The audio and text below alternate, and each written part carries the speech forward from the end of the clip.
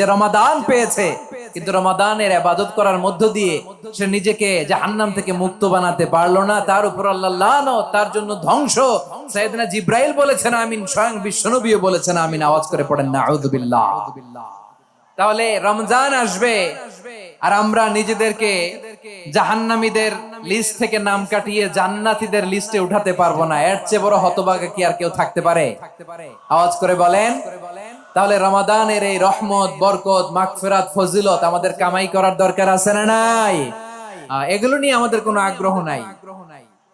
তোমাকেই খুঁজছে Bangladesh, close up one, আর মাত্র 7 দিন বাকি। টেলিভিশনে বিজ্ঞাপন আছে না নাই? রেফেল ড্র হবে লটারির, আর মাত্র 5 দিন, আছে না নাই? আমাদের মধ্যে কোনো অনুভূতি কাজ করে না। হায় রে দুর্ভাগা মুসলমান। আমার প্রিয় ভাইরা, আপনি পৃথিবীতে যত ইবাদত করেন সব ইবাদতের সওয়াব নির্ধারিত। এটা পাবেন বা ওইটা পাবেন, এই সওয়াব জান্নাতে, এই বাড়ি ওই বাড়ি। শুধু সিয়ামের সওয়াবটা অনির্ধারিত। কুল্লু আমালি ইবনে আদম ইউদাফ আল হাসানাতু আশরু আমসালিহা ইলা 700 দিফিন ইল্লা সাওম। সব নেক আমলের সওয়াব বাড়তে বাড়তে 700 গুণ, কিন্তু রোজা ছাড়া। রোজার সওয়াব কি হবে?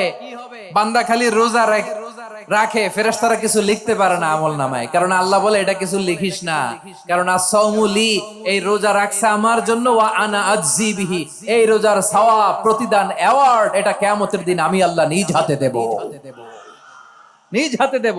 আরেক বর্ণনায় এসেছে ওয়ানা উজজাবি, আমি আল্লাহ নিজেই হয়ে যাব রোজার প্রতিদান। সুবহানাল্লাহ পড়েন।